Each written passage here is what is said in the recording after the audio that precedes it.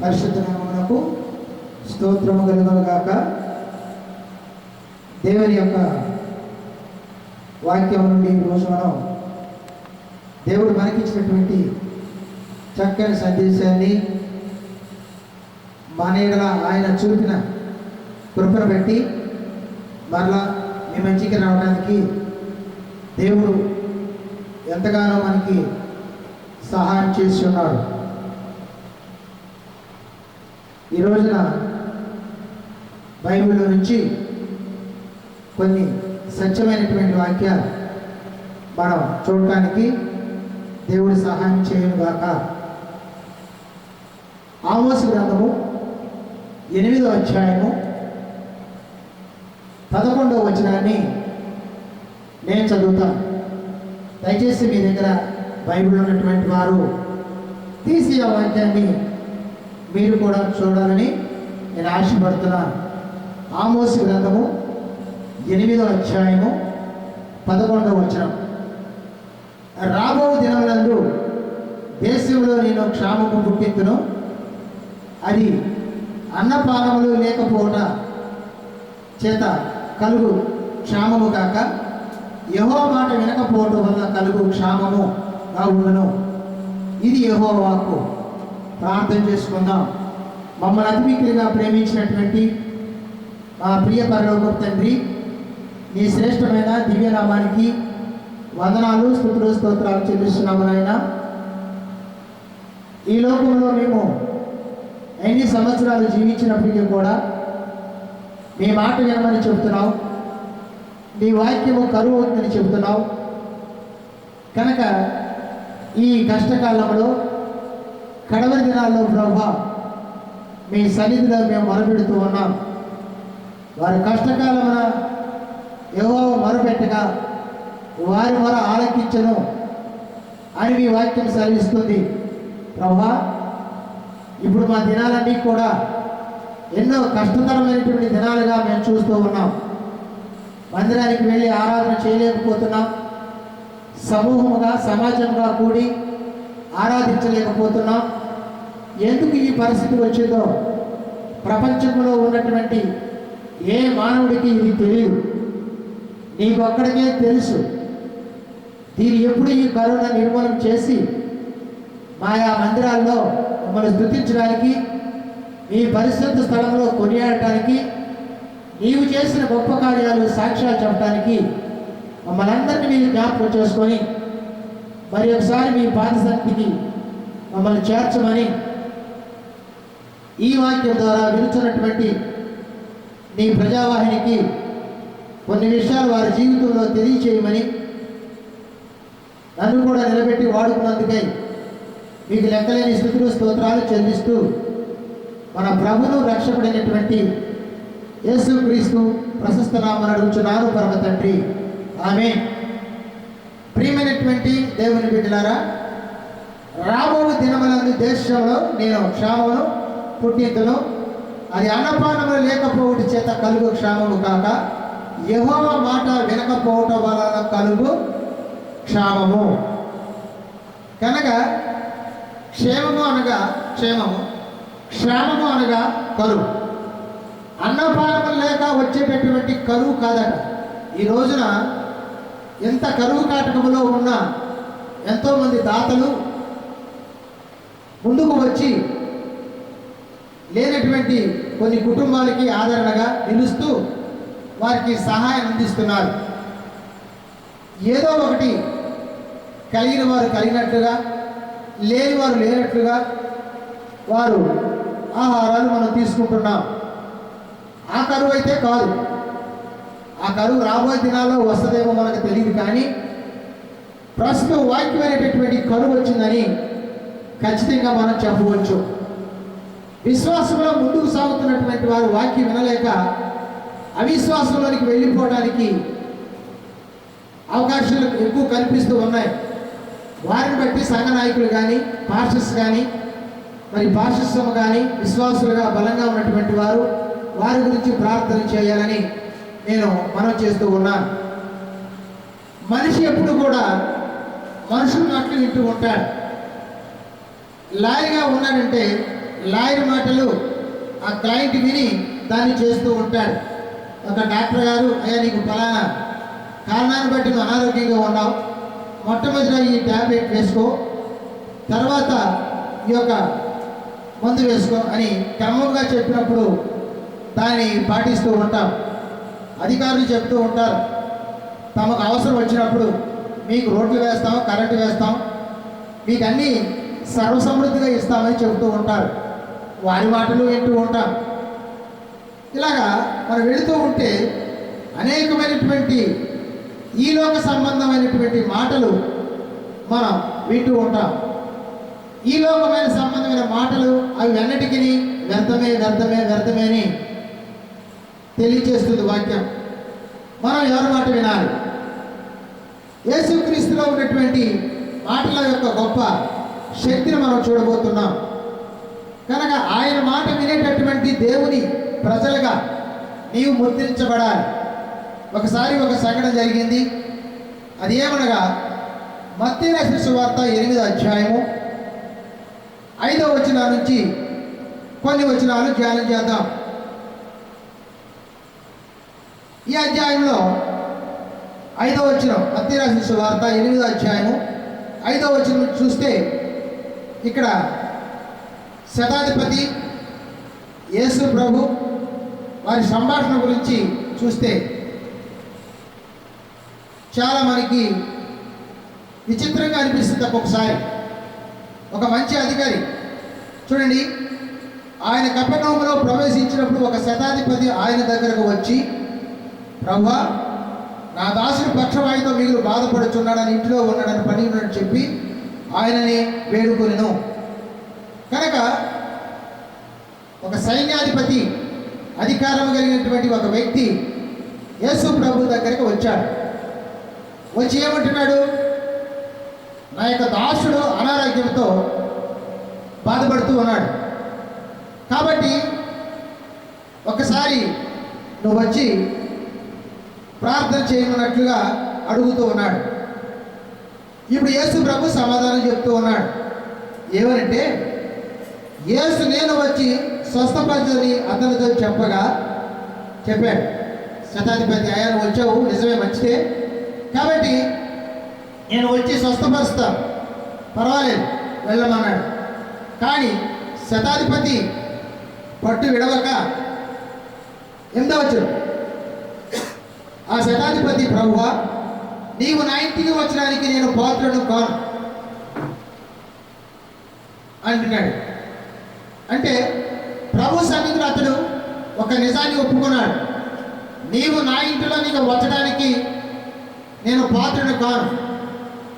ఇక్కడ మనం ఆలోచన చేస్తే అతని యొక్క గృహం బాగోలేదో, ఇంకా పూర్తిగా ప్రభు నమ్మకం లేదో, శతాధిపతి ఏమిటి యేసు ప్రభు తీసుకురావటం ఏంటని ఆ సైన్యాలు అనుకుంటారో, కుటుంబాలు అనుకుంటారో, ఏదో విషయం మనకి తెలియదు. కానీ ప్రభు సన్నిధిలో సత్యమైనటువంటి మాట ఆ శతాధిపతి చెబుతున్నాడు, అయ్యా నా ఇంటికి రావటానికి పాత్ర నేను కాను, నీవు మాట మాత్రమే సెలవిస్తే చాలు, నా దాసుడు స్వస్థపరచబడును అంటున్నాడు.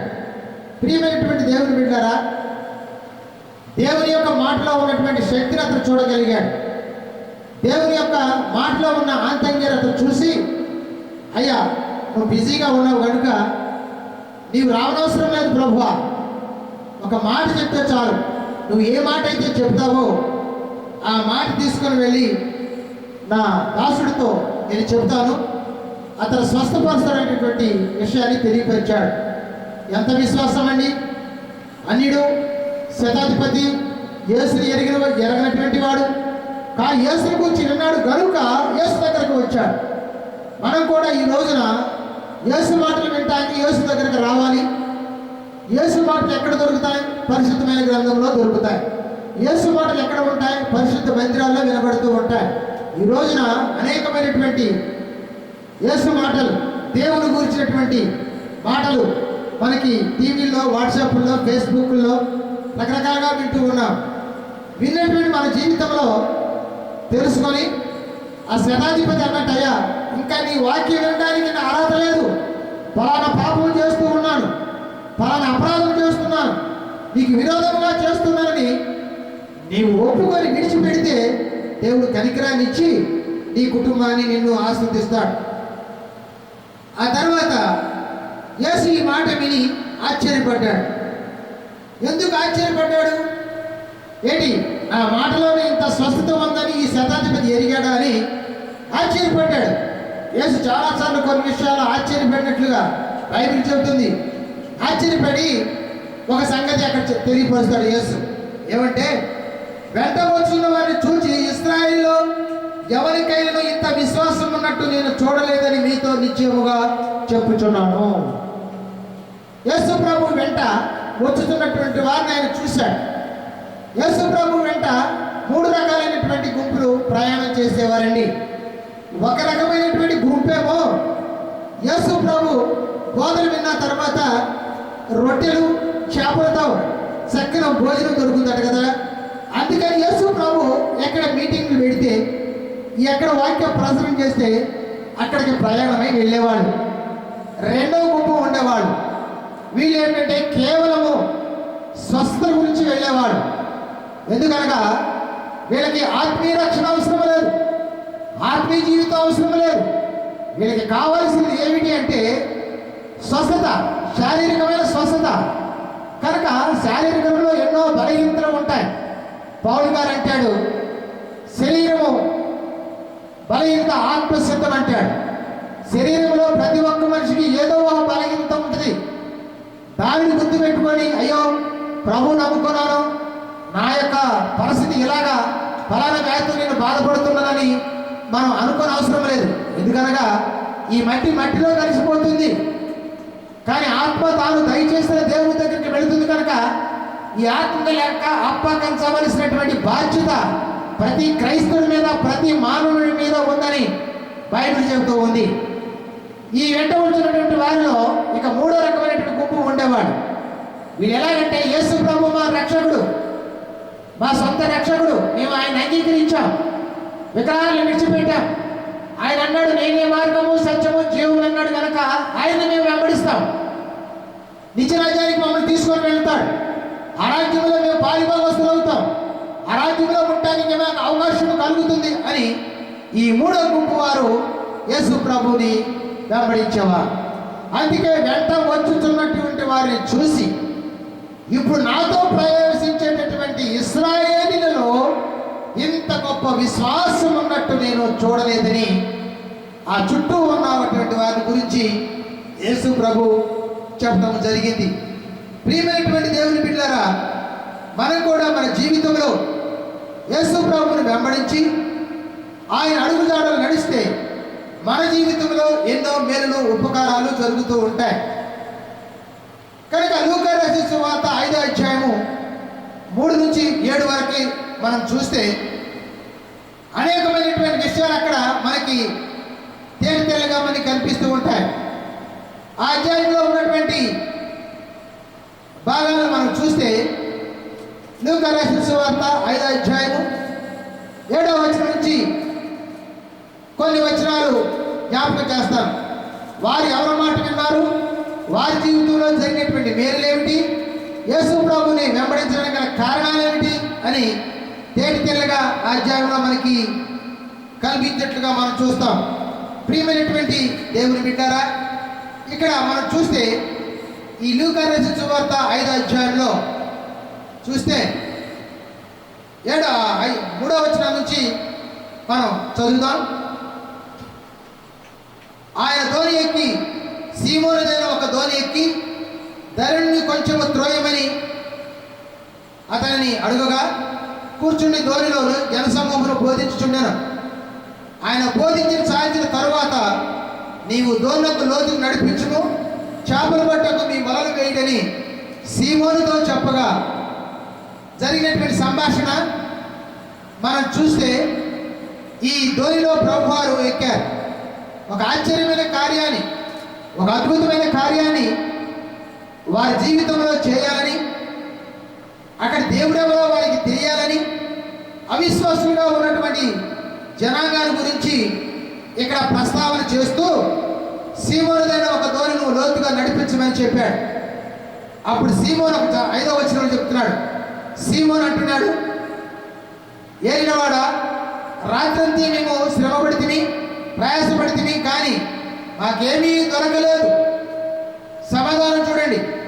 మనుషులుగా ప్రయత్నాలు చేస్తారు. ఈ చేపలు పట్టినటువంటి వారికి గొప్ప నైపుణ్యత కలిగి ఉంటుంది. ఎందుకంటే ఏ సమయంలో చేపలు పడతాయో వారికి తెలుసు. చిన్నప్పటి నుంచి ఆ వృత్తిలో వాళ్ళు నైపుణ్యం సంపాదించి ఆ వృత్తి ద్వారా వాడు జీవనోపాధి సాగించేటటువంటి ఆ సీమోను వాడు. కాబట్టి అని ఒక మాట అంటాడు, ఏమనంటే, ఆయనను నీ మాట చొప్పున మేము వాళ్ళ వేద్దామని చెప్పాను.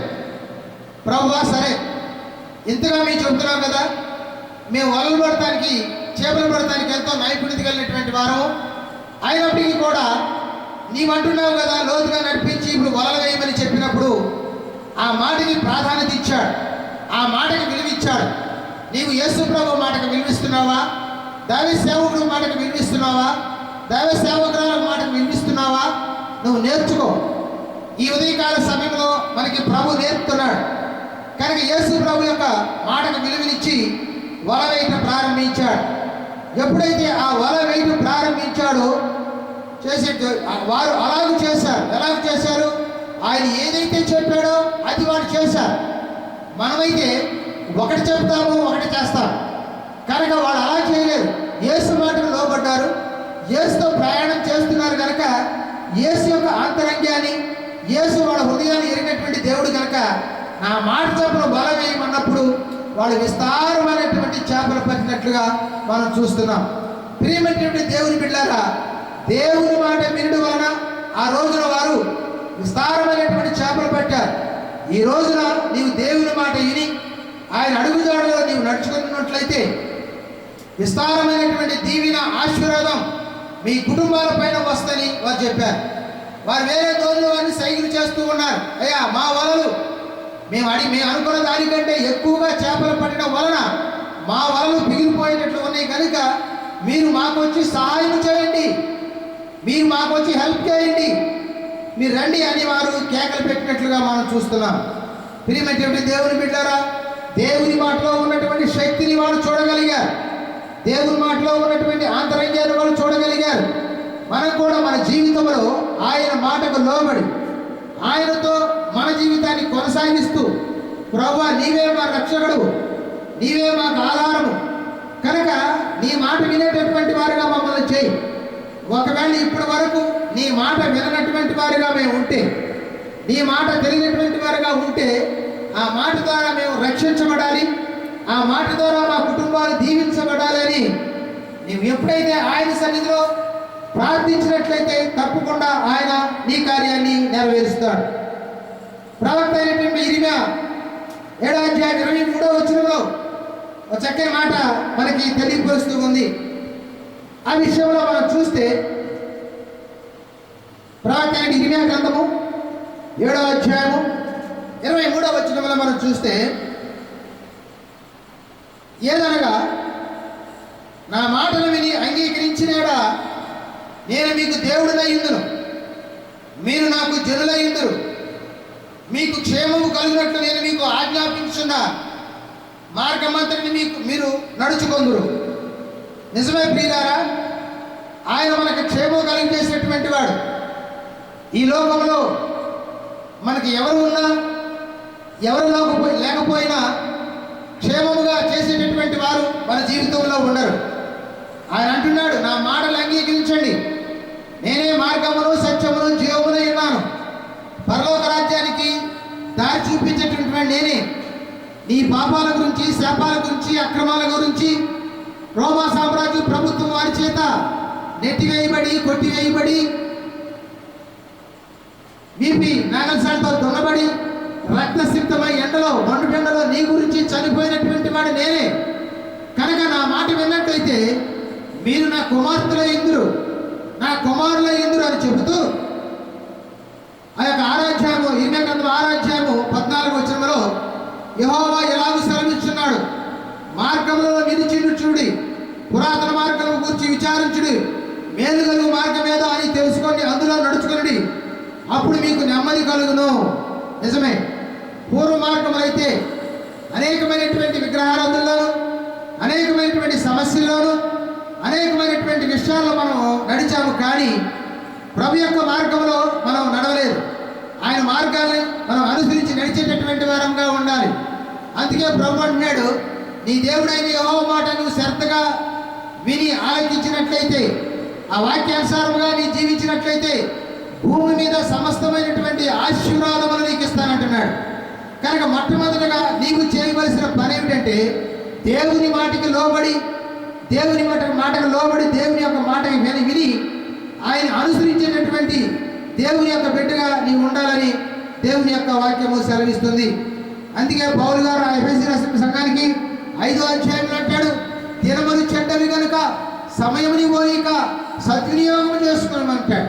కనుక ఈ రోజున మనం చూస్తే దినాలు ఎలాగుంటే చెడ్డవిగా ఉన్నాయి. మనకిచ్చినటువంటి సమయాన్ని సద్వినియోగం చేసుకోవాలి. అజ్ఞానం వలే కాక, పూర్వమైతే ప్రభుని ఎరగనప్పుడు కానీ, ప్రభుని నిర్లక్ష్యమైనటువంటి విషయాలు మనం చూసినప్పుడు కానీ, పూర్వమైతే ఎలాగున్నాడు, అజ్ఞానంలో ఉన్నాం. దినములు ఎలాగున్నాయట, చెడ్డవిగా ఉన్నాయి.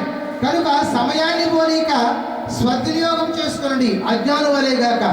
కనుక ఇప్పుడు సమయం ఎలాగుందండి, అజ్ఞానంగా ఉంది. సమయం సద్వినియోగం చేసుకోవాలి. మందిరానికి వెళ్ళడానికి అవకాశం లేనప్పటికీ కూడా మన గృహాల్లో కూర్చొని ప్రభుని స్తుతించి ఆరాధించి ఆయన యొక్క వాక్యాన్ని మనం చదువుకుంటూ సమయాన్ని ముందుకు తీసుకొని వెళ్ళాలి. సమయాన్ని సద్వినియోగం చేసుకునేటటువంటి దేవుని యొక్క బిడ్డలుగా ఉండాలని దేవుడు ఆశపడుతూ ఉన్నాడు. ఒకప్పుడు జక్కయ్య తన జీవితంలో చూసినట్లయితే చేసేటటువంటి ఉద్యోగంలో నెమ్మది లేదు, సమాధానం లేదు. అతను వసూలు చేస్తున్నాడే కానీ అతని అంతరంగంలో సమాధానం లేనటువంటి పరిస్థితిలో ఉన్నప్పుడు, అమ్మ ఇంటి వారు ఎక్కడికి వెళ్ళారంటే యేసు ప్రభుని దర్శించడానికి వెళ్ళారని 2-3 సమాధానం చెప్పడం వల్ల, నేను కూడా యేసుని చూడాలి, ఆయన ఎవరో చూడాలి. ప్రతి ఒక్కరూ ఆయన దగ్గరికి వెళ్ళి ఆయన మాటలు వినడానికి వెళ్ళారు. నేను కూడా యేసు ప్రభు మాటలు వినాలి, యేసు ప్రభు దగ్గరికి వెళ్ళాలి అని యేసు ప్రభు దగ్గరికి ఎప్పుడైతే వెళ్ళాడో, ఒక పాపిని రక్షించడానికి ప్రభు యేసుక్రీస్తు ఈ లోకానికి వచ్చాడో, జక్కయ్య చూడగానే తన హృదయాంతరంగంలో దేవుడు జక్కయ్యతో అంటున్నాడు, జక్కయ్య నీవు త్వరగా దిగి రమ్ము, నేడు నీ ఇంటికి రక్షణ వచ్చి ఉన్నది. అతను యేసు ప్రభుని వెంబడించే వారు అందరూ కూడా అనుకున్నారు, జక్కయ్య విషయం గురించి యేసు ప్రభు వారికి తెలియదు కనుక నీ ఇంటికి రక్షణ వచ్చింది అని చెబుతూ ఉన్నాడు. కనుక జక్కయ్య విషయాలు చూస్తే అతను పాపంలో కొట్టుమిట్లాడుతున్నటువంటి వాడు కనుక అతని పాప పక్షాలను చేయడానికి ప్రభు యేసుక్రీస్తు లోకానికి వచ్చాడు కనుక అతని పాపాన్ని తీసివేసినట్లుగా మనం చూస్తున్నాం. జక్కయ్య ఇంట్లో కలిసి అతడు భోజనం చేశాడు. ఎంత గొప్ప సంగతి అండి. నీవైనా నేనైనా ప్రభువుని వెంబడించి ప్రభువుని సేవించేటటువంటి బిడ్డగా ఉంటే ఆయన మన ఇంటికి రావడానికి ఇష్టపడుతున్నాడు, ఆయన మనతో ఉండడానికి ఇష్టపడుతున్నాడు. జక్కయ్య ఇంటికి వెళ్ళినటువంటి దేవుడు మన ఇంటికి రావడానికి ఇష్టపడతాడు. కనుక నీవు చేయవలసిన పని ఏమిటంటే ఆయన మాటకి లోబడాలి. శిష్యులు ఆయన మాటకి లోబడ్డారు, శతాధిపతి ఆయన మాటకి లోబడ్డారు. కనుక దినమని చెడ్డమైనప్పుడు వాళ్ళందరూ కూడా లోబడి సమయాన్ని పోనీక సద్వినియోగం చేసుకోవచ్చు. అజ్ఞానుల వలె కాకుండా జ్ఞానం గల వారి వలె వారు నడుచుకున్నారు. మనం కూడా అట్టి నడకలో మనం ఉండాలి. అందుకే ప్రభు అంటున్నాడు ప్రకటన గ్రంథంలో చూస్తే 3వ అధ్యాయము 20వ వచనాన్ని మనం చూస్తే, ఇదిగో నేను తలుపునందును తడుతున్నా, ఎవడైనా స్వరం విని తలుపు తీసినట్లా నేను అతని వద్దకు వచ్చి అతనితో నేను నాతో అతను కలిసి భోజనము చేయుదుము. ప్రైజ్ ది లార్డ్, హల్లెలూయా. ప్రియమైనటువంటి దేవుని బిడ్డారా, ఎంత చక్కని సందేశం అండి.